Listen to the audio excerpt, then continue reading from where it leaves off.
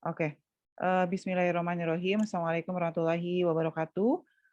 Kita lanjutkan kuliah, ekonomi makro kita ya. Jadi hari ini saya masuk dengan perkuliahan ke-10, materinya mengenai uang, institusi keuangan dan penawaran uang. Materi hari ini juga sudah saya upload di e-learning, jadi nanti, versi PDF-nya bisa di-download untuk dipelajari kembali. Kemudian saya juga sudah menyiapkan kuis ya, untuk perkuliahan hari ini, jadi nanti silahkan, dikerjakan, waktu mengerjakannya sampai besok.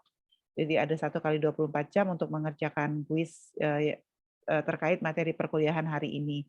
Atau nanti saya cek kembali kalau memang, semua sudah cukup sibuk hari ini, nanti saya perpanjang kuisnya sampai dengan hari Rabu sore. Tapi jadi waktunya lebih lama gitu, lebih lama selesainya nanti malah menunda pekerjaan yang lain, sebetulnya seperti itu. Materi kuliah saya hari ini ya, jadi uang, institusi keuangan, dan penawaran uang. Yang pertama sebetulnya, ketika sistem ekonomi pertama kali lahir, itu kita tidak menggunakan uang sebagai alat transaksi. Jadi waktu itu, zaman dahulu, perekonomian itu dilaksanakan dengan menggunakan sistem barter. Saya yakin pasti semua sudah pernah tahu apa itu perekonomian barter. Perekonomian barter itu adalah satu sistem ekonomi di mana kegiatan produksi dan perdagangan itu sederhana, kemudian sifatnya hanya tukar-menukar barang dan, jadi misalnya nih kalau saya punya ayam, saya pengen sayur gitu, maka saya akan tukar ayam saya dengan sayur. Jadi namanya perekonomian barter.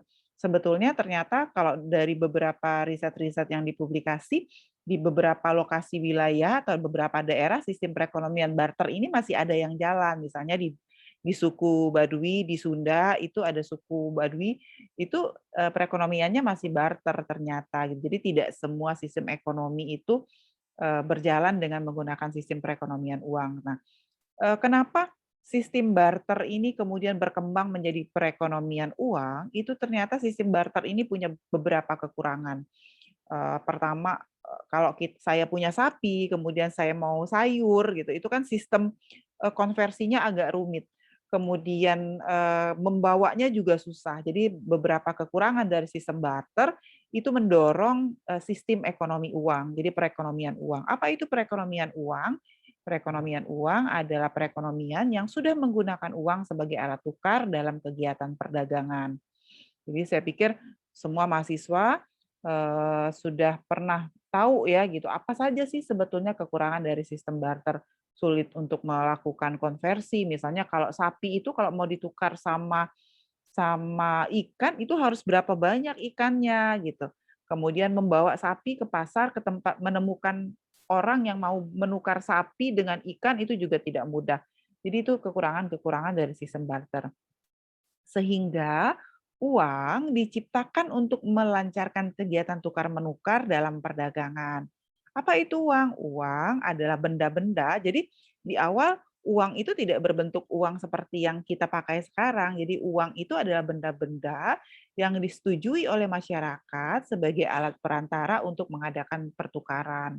Syaratnya apa? Nilainya tidak mengalami perubahan, mudah dibawa, mudah disimpan, tahan lama, jumlahnya terbatas ya. Jadi kalau jumlahnya terbatas kan orang tidak bisa menggunakan seenaknya dan bendanya mempunyai mutu yang sama. Itu syarat uang. Sehingga tadi kalau mau menjadikan sapi sebagai alat tukar tuh jelas tidak bisa memenuhi syarat dia jadi uang karena tentu saja bawanya susah.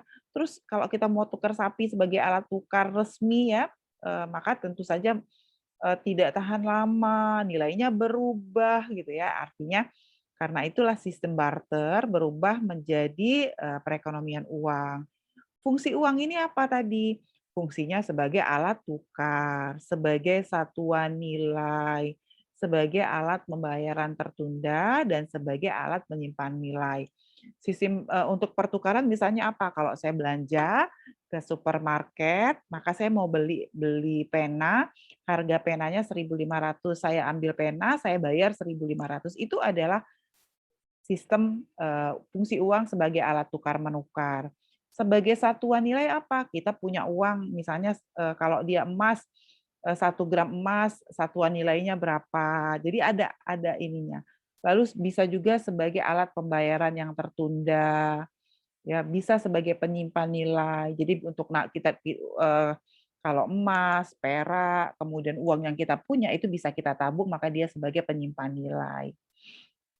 Nah, ada berbagai jenis uang. Tadi saya sampaikan, ketika perkembangan awal perubahan dari, perekonomian barter menjadi perekonomian uang, bentuk uangnya tidak langsung seperti sekarang, uang kertas dan uang logam, tapi awalnya adalah penggunaan emas dan perak. Kenapa emas dan perak ini digunakan sifatnya?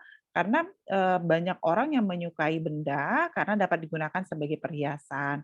Emas dan perak mempunyai mutu yang sama, keduanya tidak mudah rusak dan dapat dibagi apabila diperlukan. Jumlahnya terbatas dan untuk memperolehnya memerlukan biaya dan usaha. Kemudian kedua barang ini sangat stabil nilainya karena tidak berubah mutu dalam jangka panjang dan tidak mengalami kerusakan.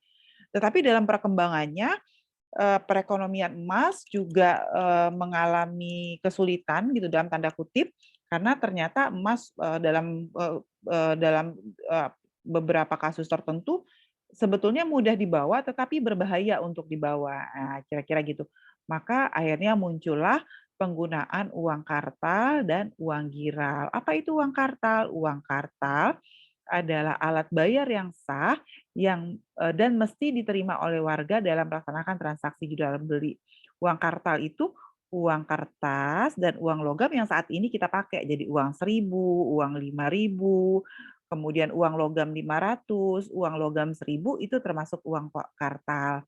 Tapi ada uang yang disebut dengan uang giral. Apa itu uang giral? Uang giral merupakan alat pembayaran surat yang jadi gini, kadang-kadang pada saat kita nabung, ya jadi ada deposito istilahnya kalau di perbankan itu, nah itu namanya uang giral.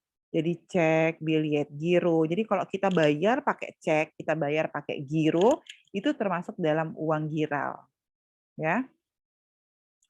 Apa kelemahan emas dan perak? Tadi saya sudah sampaikan, memerlukan tempat yang agak besar untuk nyimpen, berat kalau mau dibawa, sukar untuk ditambah jumlahnya. Kan kalau emas, dari 100 gram mau jadi 200 misalnya, itu kan banyak tuh nambahnya.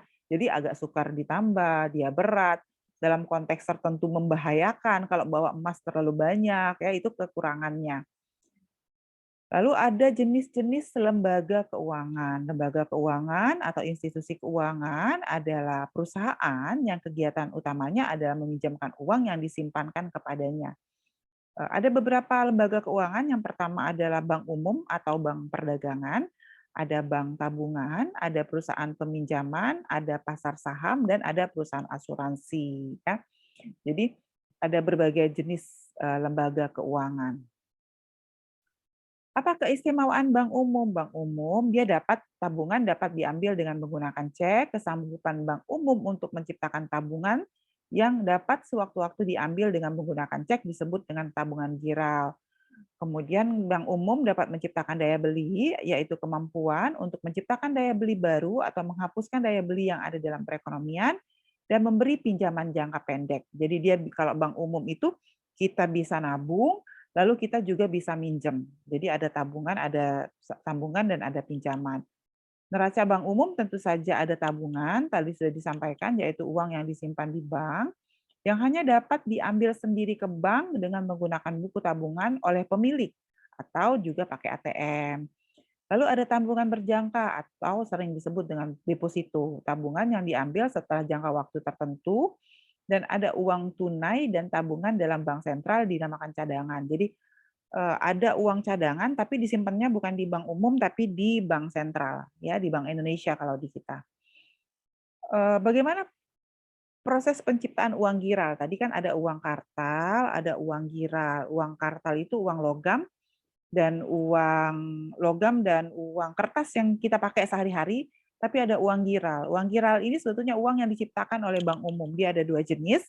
Yang pertama adalah uang giral utama, yaitu apabila mendapatkan dari langganannya dalam bentuk uang tunai atau cek yang ditarik dari bank lain, atau tabungan giral derivatif apabila bank memberikan pinjaman kepada nasabahnya.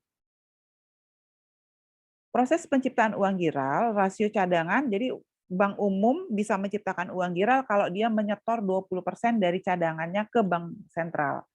Semua kelebihan cadangan akan dipindahkan oleh setiap bank umum kepada langganannya. Transaksi-transaksi selalu dibayarkan dengan menggunakan cek. Seluruh tabungan yang dimasukkan ke setiap bank umum merupakan tabungan giral. 3 faktor penting pembatasan penciptaan uang. Yang pertama adalah kebocoran uang tunai, yaitu sebagian dari uang yang seharusnya disimpan di bank umum yang berikut tetap dipegang oleh pemiliknya. Bank mempunyai cadangan yang lebih banyak, adanya keinginan bank untuk membuat cadangan atas tabungan giral yang lebih besar daripada yang ditetapkan oleh peraturan pemerintah, dan kekurangan pinjaman. Kekurangan peminjam yang mampu membayar bunga dan membayar kembali pinjaman mereka. Jadi kan gini, sebetulnya prinsip perbankan itu dia nerima tabungan. Jadi kita nih sebagai nasabah kita nabung. Nah, uang yang kita tabung itu seharusnya, jadi kan kalau kita nabung kita dapat bunga. Misalnya bunganya, kalau kita nabung bunganya kecil, bunga kita nabung itu 1,2% misalnya, 1 tahun. Jadi kecil banget per tahunnya, 1,2%. Nah, tapi kok kalau begitu perbankan itu dapat pendapatan dari mana? Perbankan itu dapat pendapatan dari pinjaman. Jadi uang yang kita tabung itu akan dipinjamkan. Nah, dipinjamkan ke investor atau siapa saja yang memerlukan untuk kegiatan usaha produktif ya. Jadi dipinjemin, nanti misalnya dipinjemin ke saya gitu ya. Misalnya saya investor nih, misalnya Arlinda nabungnya 100 juta, anggaplah gitu ya, nabungnya 100 juta. Arlinda dapat bunganya, anggaplah yang gampang aja ngitungnya ya, dapat bunganya 1% per tahun. Nah, lalu uang yang ditabung oleh Arlinda, itu saya pinjem 100 juta, saya pinjam, tapi saya harus bayar bunga ke bank itu 6%. Nah, jadi saya minjem 100 juta, tapi saya bayar bunga pinjaman saya 6%. Maka bank dapat keuntungan 5% dari proses ini, ya nggak? Itu kalau bunganya 6%. Kalau UMKM yang minjem bunganya 6%. Tapi kalau investor besar yang minjem bunganya bisa 15%. Maka dapat dapat dapat keuntungannya lebih besar perbankan. Jadi gitu sistemnya. Nah, ya. Jadi begitu cara perbankan dapat uang. Mata uang dalam peredaran uang. Jadi mata uang dalam peredaran adalah jumlah seluruh mata uang, baik uang logam dan uang kertas yang telah dikeluarkan dan diedarkan oleh bank sentral. Mata uang yang beredar sama dengan uang kartal. Jadi uang kartal tuh ada dua ya, uang kertas sama uang logam. Uang yang beredar atau money supply adalah semua jenis uang yang berada dalam perekonomian, yaitu jumlah dari mata uang dalam peredaran ditambah dengan uang giral dalam peredaran ditambah dengan uang giral dalam bank-bank umum. Jadi uang beredar itu adalah uang kartal yang kita punya, ditambah uang giral yang dimiliki oleh, kalau kayak saya misalnya karena saya investor atau saya kontraktor gitu, maka saya punya uang giral. Ditambah dengan uang giral yang dimiliki oleh bank-bank umum. Jadi bank umum juga punya uang giral, kemudian nasabah individu juga bisa punya uang giral. Money supply atau uang beredar adalah mata uang dalam peredaran ditambah dengan uang giral yang dimiliki oleh perseorangan, tadi saya sudah sampaikan, perusahaan dan badan-badan pemerintahan, atau dalam pengertian yang lebih luas terkait likuiditas perekonomian, money supply adalah mata uang dalam peredaran, uang giral, dan uang kuasi. Uang kuasi itu apa? Uang kuasi itu adalah, misalnya nih saya punya uang 100 juta, saya depositoin ke bank, tapi kalau deposito itu tidak bisa diambil setiap saat. Jadi ada deposito berjangka atau saya tabung dalam bentuk tabungan dan rekening valuta asing milik swasta domestik. Lalu ada apa perbedaan bank sentral dengan bank umum? Nah, kalau bank sentral di Indonesia itu ada Bank Indonesia. Setiap negara itu hanya punya satu bank sentral, yaitu Bank Indonesia. Nah, dalam perekonomian hanya terdapat satu bank sentral. Jadi Indonesia, nama bank sentralnya adalah Bank Indonesia. Bank umum banyak, kebanyakan dimiliki oleh swasta. Di kita bank umumnya ada Bank Mandiri, ada Bank BNI, itu bank umum, ada bank kalau yang swastanya ada Permata, ada Danamon, ya ada macam-macam. Nah, tujuan kegiatan bank sentral dan bank umum berbeda. Bank sentral diberi kekuasaan untuk mencetak uang. Jadi kalau bank umum tidak boleh mencetak uang, tapi kalau bank sentral itu bisa mencetak uang. Ya, fungsi utama bank sentral bertindak sebagai bank pada pemerintah. Yang kedua bertindak sebagai bank, ya bank dari bank gitu lah. Jadi kan kita punya bank umum, banknya bank umum itu ya bank sentral, ya. Lalu mengawasi kegiatan bank umum dan lembaga-lembaga keuangan lainnya, mengawasi keseimbangan kegiatan perdagangan luar negeri, lalu mencetak uang logam dan uang kertas yang diperlukan untuk melancarkan kegiatan produksi dan perdagangan. Jadi bank sentral itu salah satu fungsi utamanya selain mengontrol kegiatan bank umum, juga berguna untuk mengatur suplai uang karena dia bisa mencetak uang. Nah, ada dua pandangan, kita kembali ke teori klasik. Bagaimana pandangan klasik terhadap uang. Jadi, klasik berbicara mengenai efek perubahan penerawan uang itu melalui dua teori. Jadi, yang pertama adalah teori kuantitas atau quantity theory of money. Jadi berapa kalikah uang yang ada dalam masyarakat berpindah tangan dalam satu tahun, dia kuantitas. Atau teori sisa tunai, kira-kira intinya adalah berapa besarkah uang yang dipegang atau disimpan masyarakat dalam bentuk tunai. Jadi kalau kuantitas itu berapa kali uangnya pindah tangan, dari sisa tunai itu berapa sih yang masih disimpan atau dipegang oleh masyarakat. Nah, kita lihat yang pertama teori kuantitas. Di pasar uang terdapat teori kuantitas yang menyatakan bahwa permintaan akan uang adalah proporsional dengan nilai transaksi yang dilakukan oleh masyarakat. Artinya apa? Makin banyak transaksi di masyarakat, makin banyak permintaan uang.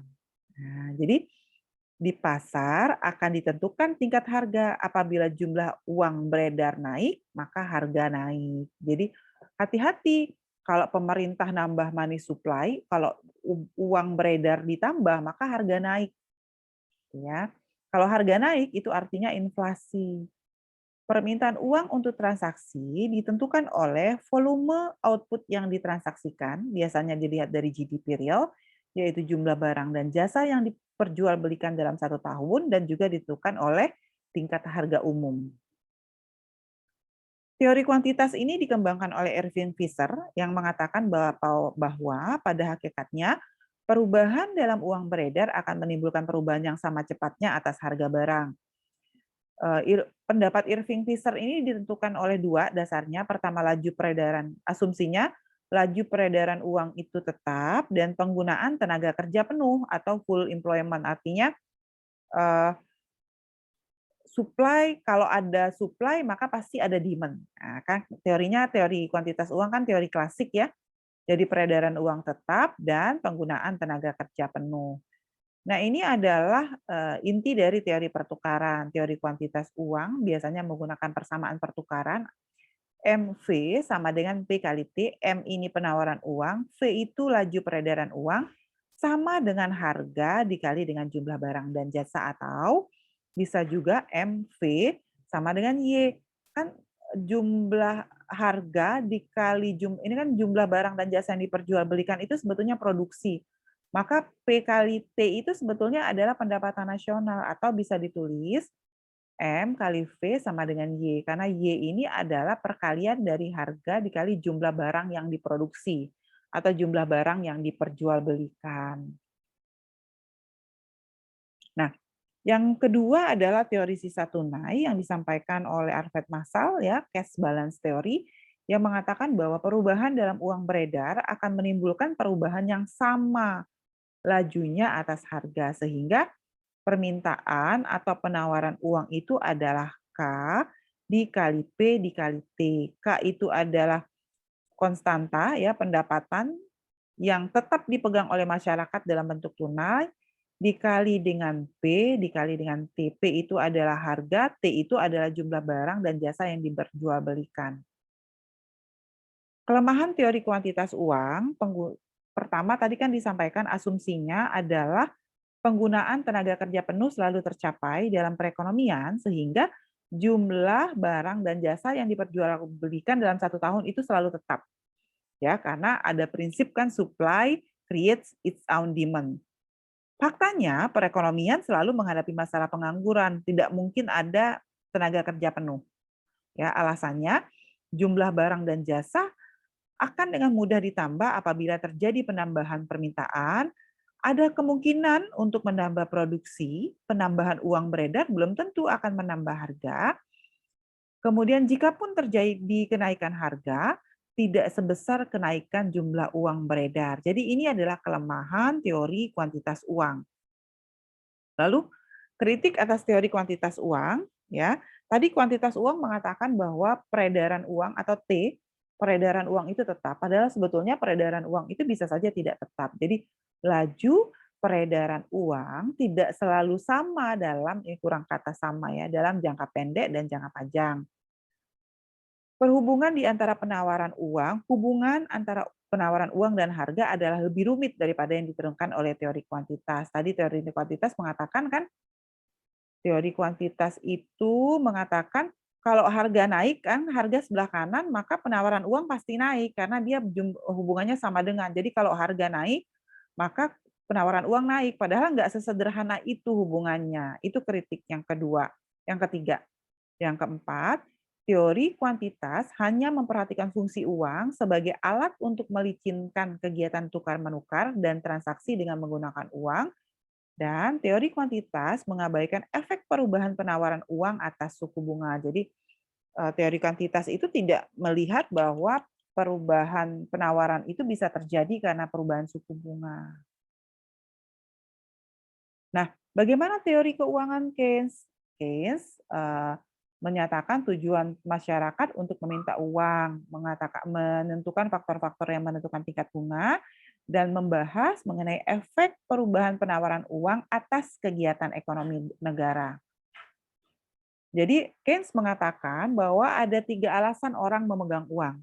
Yang pertama untuk transaksi, yang kedua untuk menjaga-jaga, dan yang ketiga untuk spekulasi. Ya, jadi kalau misalnya sekarang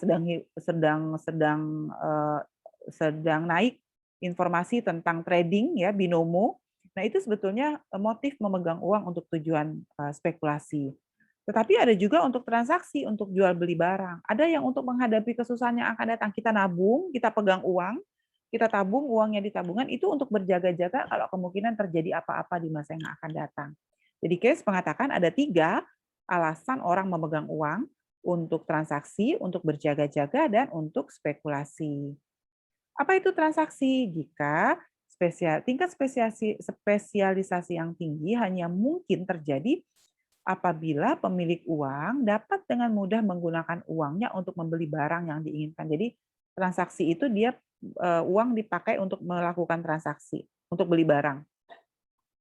Transaksi yang kalau berjaga-jaga tadi saya sudah sampaikan untuk menghadapi keadaan tidak terduga. Jadi saya nyimpan uang itu untuk mengantisipasi kalau terjadi apa-apa. Jadi untuk berjaga-jaga. Yang ketiga adalah untuk spekulasi ya. Biasanya kalau untuk spekulasi ini tadi ya saham, kita beli saham. Kalau sekarang lagi trading binomo dan sebagainya itu sebetulnya masuk motif memegang uang untuk tujuan transaksi. Nah, ini motif memegang uang untuk tujuan untuk spekulasi ya, yang tadi yang binomo tadi untuk spekulasi bukan untuk transaksi. Motif memegang uang untuk tujuan spekulasi itu dipengaruhi oleh tingkat bunga. Ya, jadi money supply-nya tetap, kalau ini money supply-nya tetap, ini adalah permintaan uang. Jadi kalau untuk tujuan spekulasi, permintaan uang itu kalau tingkat bunganya naik, ini tingkat bunganya naik, maka ya kalau awalnya dia di sini, kalau tingkat bunganya naik, maka permintaan uangnya turun. Nah, awalnya kan dia di 0 nih, di MS1.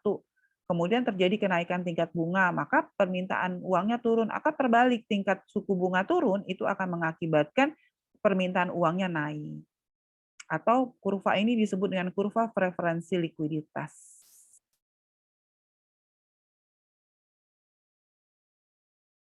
Bentuk-bentuk kebijakan moneter ini adalah kebijakan-kebijakan yang wewenangnya ada di bank sentral. Ya, jadi kebijakan moneter itu ada di bank sentral. Kebijakan moneter ada dua jenis di dalam bukunya Sadono Sukirno. Ada kebijakan kuantitatif, yaitu kebijakan umum yang bertujuan mempengaruhi jumlah penawaran uang dan tingkat bunga. Dan ada kebijakan kualitatif, ya, dilakukan dengan menetapkan kebijakan-kebijakan terpilih atas beberapa aspek dari masalah moneter yang dihadapi pemerintah. Apa saja kebijakan kuantitatif? Misalnya nih, melakukan jual beli surat berharga dalam pasar surat berharga yang disebut dengan operasi pasar terbuka. Membuat perubahan tingkat bunga, ya. Membuat perubahan cadangan minimum. Tadi kan, bank-bank umum itu harus menyetor sejumlah uang ke bank pemerintah ke bank sentral. Maka salah satu kebijakan kuantitatif itu adalah merubah tingkat cadangan minimum yang harus disimpan oleh bank umum di bank sentral. Kalau kualitatif itu apa? Ada pengawasan pinjaman secara selektif. Misalnya sekarang ada OJK yang mengawasi transaksi keuangan yang ada di Indonesia. Ada pembujukan moral, yaitu Bank Sentral mengadakan pertemuan langsung dengan pimpinan Bank Umum untuk meminta Bank Umum melakukan langkah-langkah tertentu. Ini adalah efek kebijakan moneter atas keseimbangan AD dan AS. Ya, jadi kebijakan moneter itu akan mengakibatkan kurva agregat pengeluaran agregat expenditure-nya naik dari AE0 ke AE1 atau agregat demand-nya bergeser dari AD0 ke AD1. Jadi harapan kita ketika ada kebijakan moneter itu bisa berdampak pada peningkatan harga atau peningkatan suku bunga dan nanti akan berdampak kepada agregat demand. Ya, demikian materi kuliah saya hari ini. Silahkan jika ada yang ingin ditanyakan, ada sekitar berapa ya 20 orang yang tidak hadir. Arlinda Kesuma Maharani, ada yang ingin ditanyakan? Arlinda di sebelahnya kayak ada orang ya? Belum ada, Bu. Belum ada. Saya agak ngeri-ngeri lihat Arlinda kayak ada yang ngintip-ngintip gitu di sebelahnya. Ada siapa? Oke.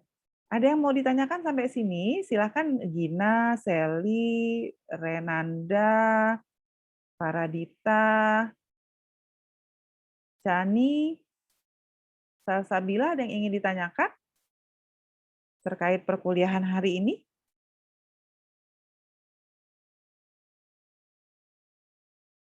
Ada? Oki? Oki ada yang mau ditanyakan? Oki?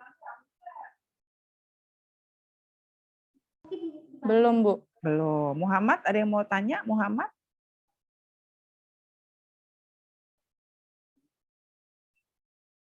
Muhammad, ada yang ingin ditanyakan terkait program? Jadi hari ini kita bicara tentang uang, ya agak sedikit rumit teorinya sebetulnya. Ada teori klasik, ada klasik dari teori kuantitas, Irving Fisher, ya. Tetapi ada juga bagaimana teori uang itu berkenaan dengan Keynes, ya. Jadi nanti silakan dibaca kembali, diulang kembali materi perkuliahan hari ini untuk kuis. Nanti akan karena banyak yang belum bisa bergabung, karena harus menonton video pembelajaran terlebih dahulu, nanti saya akan arrange sampai dengan Rabu sore ya, sampai Rabu jam 5, jadi hari ini bisa belajar, nanti kuisnya bisa dikerjakan sampai dengan Rabu jam 5 sore. Ada yang mau bertanya nggak? Silahkan. Nggak ada? Kalau tidak ada yang bertanya, saya tutup kuliahnya. Terima kasih atas perhatiannya. Wassalamualaikum warahmatullahi wabarakatuh. Salam sehat selalu. Oke. Ibu langsung tutup ya. Makasih. Assalamualaikum.